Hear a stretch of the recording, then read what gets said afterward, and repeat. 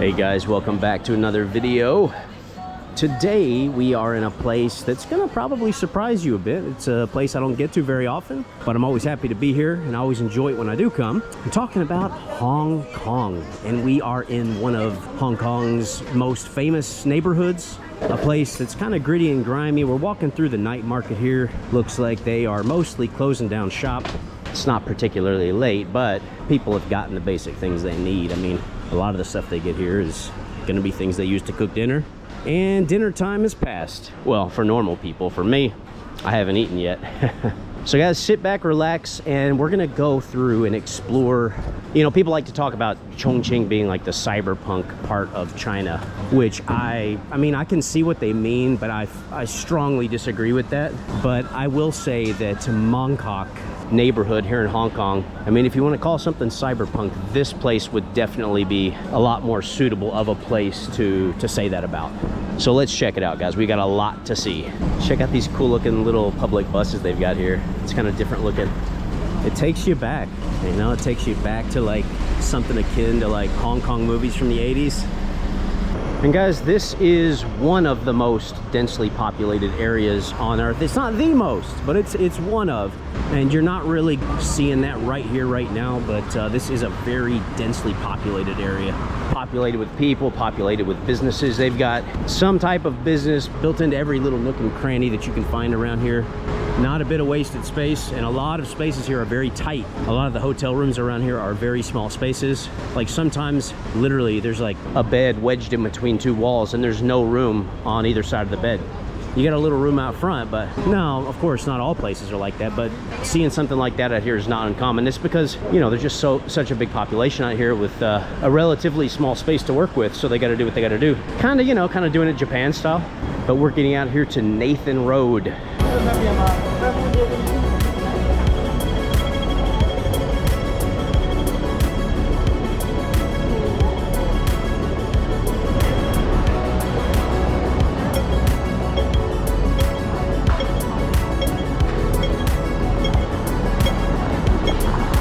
I mean, guys, just take a look at this scene, right? I mean, there's a lot going on here, right? You got these closed businesses. You got probably thousands of families living up there. I mean, you got businesses up several floors over here in this area. I mean, you got a lot of stuff. This is kind of like the, I guess you could say, sort of like the wild side of Hong Kong. Restaurants, tons of tourists. They got a bunch of like massage places and stuff out here, but you can see there's a whole lot going on. I mean, check this out. This little market over here selling, they got to be counterfeit goods. Look at that. I mean, that goes way back, all the way back. At first it looks like it's gonna be really small, but if you look all the way back, that's a pretty good distance. And in case you thought that wasn't enough, well, you walk across the street and look, it continues. And it just goes on and on, guys. I mean, so if you're out here and, you know, just walking around, just intentionally take a wrong turn through here. Tons of souvenirs, and you know, you're in tight quarters with people, lots of people. You got tourists over here, you got people from all over the world. So it's an easy place to get to chatting to somebody, make some friends, and definitely score some good deals on souvenirs. But this is the kind of place you're definitely gonna have to bargain. Hey guys, quick interruption. If you are here watching my video, there's a high likelihood that you have an interest in China. Well, personally, I think it's important that we all learn a foreign language, and I want to suggest choosing Chinese as your foreign language.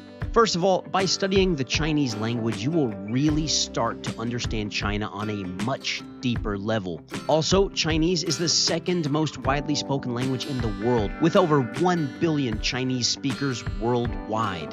People say that learning Chinese is so difficult, and let's be frank, in some ways it is, but it's not nearly as tough as you think, and the grammar is super easy. I want to encourage you to check out my channel sponsor, Excel Mandarin, and take advantage of their free trial lesson offer. You have nothing to lose and potentially a lot to gain. Excel Mandarin has bilingual native Chinese speakers based in the US who can teach you real Chinese, and they have the ability to take you from beginner all the way up to fluency. They offer 24/7 support, and they have all of the resources available that you could ever want.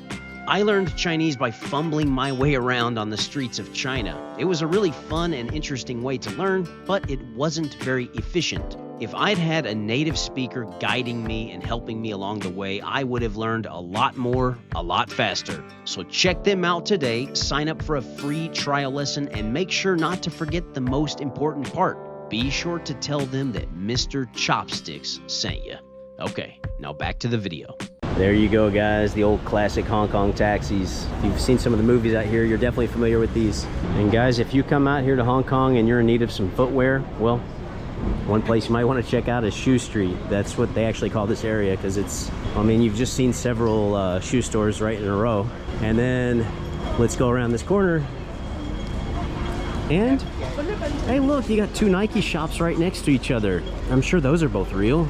I mean, I actually don't know. They might be, but it just seems kind of weird that they would be. You know what I mean? Let's be a good citizen over here and use the crosswalk. They got the green light here. That's one thing I did notice in Hong Kong. Most people do wait for the sign to turn green, and I've been to a lot of places in the world that don't do that. But yeah, I mean, check this out. Just, we probably got like 50 shoe stores right over here, right in this one block area. All right, guys, let's check out one of these Nike shops. Here we go. Oh, it's very bright in here.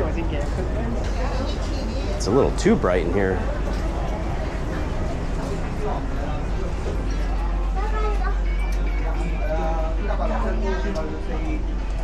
Now this one actually looks like a legit Nike dealership. But I mean, there's a Nike store there, there's one there, there's like 2 or 3 over here. I've seen like 5 Adidas shops.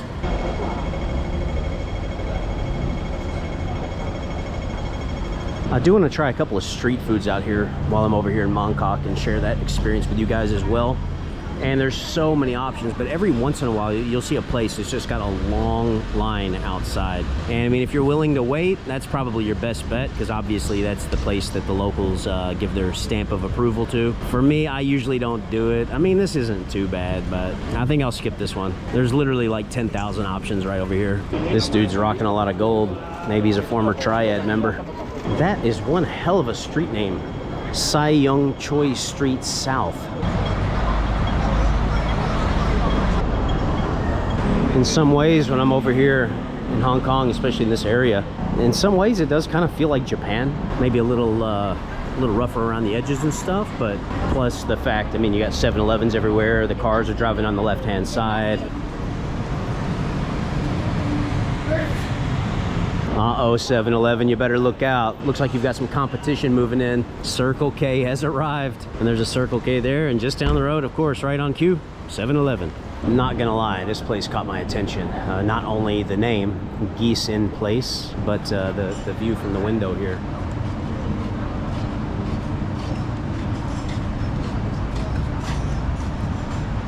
It's definitely a lot rougher around the edges here in Hong Kong compared to the mainland, but I gotta say, I genuinely prefer it down here because, you know, in a normal society, it's supposed to have areas that are kind of gritty and grimy and old and worn, and I think it adds so much more character to the area. It makes it so much more interesting. Like a lot of the places I go to in China now, I mean, yeah, it's developing very nicely. It looks, you know, good skyline and all that. But a lot of times, and in a lot of ways, it's really, really boring. But when you're here in Hong Kong, in this area here in Mongkok, it's impossible to feel bored, I think.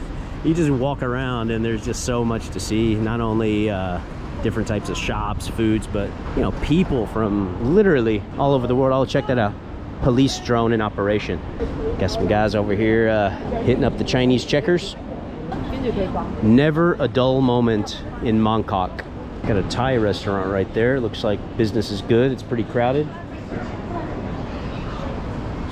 You see what I'm saying? I mean, in terms of food options, it's like, I said there's got to be around 10,000. That's probably an understatement. And another interesting thing about being down here in Hong Kong, like on the mainland, I can pretty much read all the signs, and I mean, I can't read all the characters, but I can read enough to know what's going on. Well, down here in Hong Kong, they use traditional characters, which are, I mean, with Chinese characters, basically you've got the simplified and the traditional ones. Mainland China uses the simplified characters, which have less strokes. It was part of a policy that Mao put into place to try to increase literacy in mainland China, because back at that time there was a lot of illiteracy. So they simplified the characters, because the traditional ones, I mean, they're quite complicated. They have a lot of strokes. So down here in Hong Kong, like, I mean, I can make out quite a few of the characters, and some of them are actually the same, but at the same time, there's also a lot of characters that I just don't recognize. Check that out. That is so interesting. I guess this is like a retirement home or like a nursing home kind of thing. They call it home for the aged, but just check this place out. Wow, that is so interesting. If you're lost and you're looking for your shop, I found it for you. Yours Shop. Well, you're never far away from fresh fruit out here. I mean, it's technically winter right now, and they've got everything you could want. Oh, and by the way, I'm wearing short sleeves, which is kind of nice. Not a big fan of the cold, so Hong Kong is kind of my place. You see what I'm saying? These narrow little doorways? Like, you see these all over the place. It's kind of cool. But guys, no more messing around. I am hungry, and I'm on a mission to find something to eat. And I mean, I want to find something quick. I see a place over here that looks really, really local. Like the old looking sign. They didn't bother with spending much money on trying to make the place look fancy.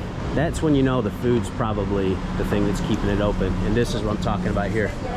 And this little place is open until 4 a.m. Look at this, is the menu right here.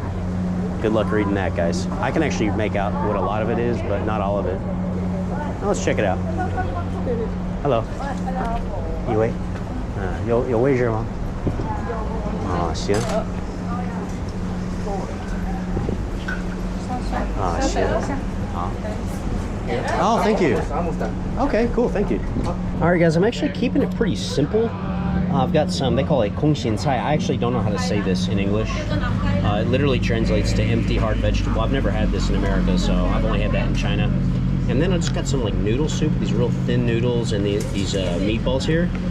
Real simple, and then we got a German beer. I just wanted something kind of simple, something that's going to be kind of easy on the intestines. Now they do use a different type of vinegar down here that I'm not used to. Apparently it's called red vinegar, and I can just smell it, and I don't like that smell, so I know I won't like that vinegar. But I do want a little chili oil for my noodles here. Add a little bit of a kick to it. All right, so first let's get some of this kong xian cai.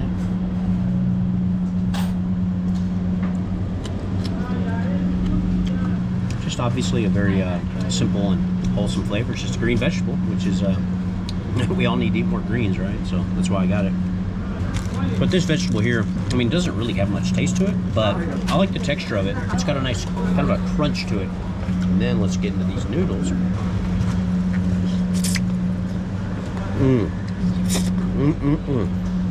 No, that is hot. Guys, I hope you're enjoying the video. Glad to have you along. I got my blue girl here. I don't know what you have, but I want to give you all a cheers. Thanks for supporting the channel. Oh, that's pretty nice. A meatball there. It's beef meatballs. Very tasty. 谢谢啊，吃完了。好吃吗？很好吃。Well, guys, that was enough food to fill me up.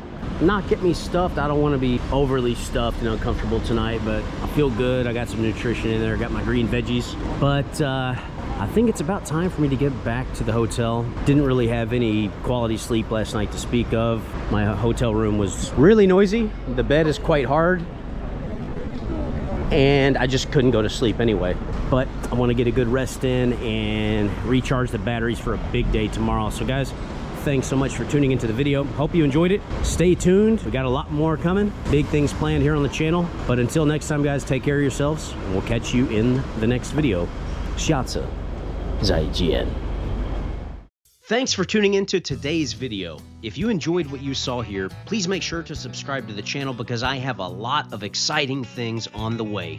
So far, we've got videos from China, Japan, South Korea, Cambodia, Thailand, various parts of the US, and of course, a couple series of my Great Appalachian Tour, and much more.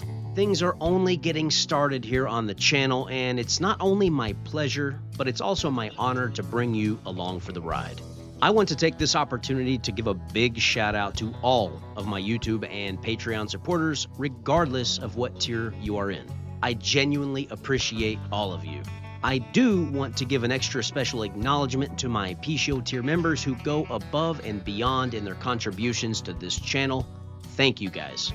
And then, last but not least, I want to give a big shout out to my top tier supporters: Lee, Martin S., David is Dawe, and Monster Glow for their extreme kindness and support.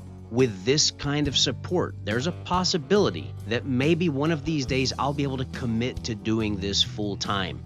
Yes, that would mean living on the road and taking you all to places all around the globe and giving you honest, unbiased content from countless locations, most of which tend to be off the beaten path. So with that said, we will see you all in the next video. What do you look for beyond the sea, grasshopper?